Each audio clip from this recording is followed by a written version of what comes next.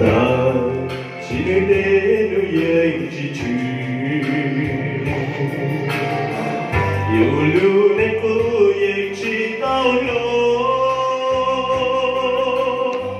bằng chữ để nuôi dạy chỉ lo để xa xa nhua bằng chữ hoa tu cho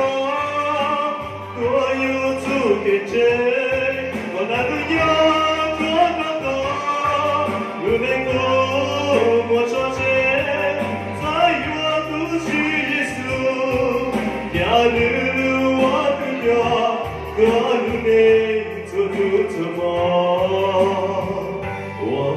nên cho lấy được chế,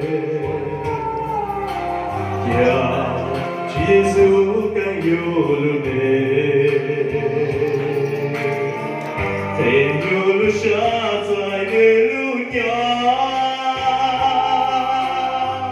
lấy nó ra ya tu trái ta, chúng ta chơi Giêsu, chỉ là真的是很这边进去是需要他来多路的去，也是我假装去给他。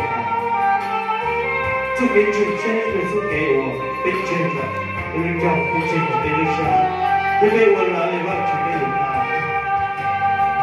被下在我放弃我的家，我有足给真。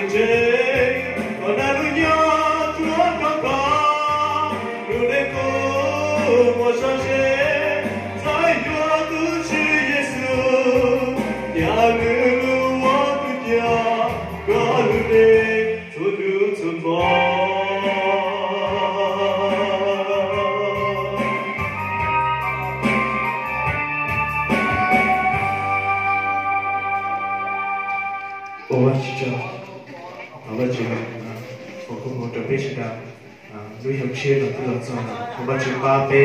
chỉ là bê chân siêu, bê sơ siêu ba siêu thơ của bê luôn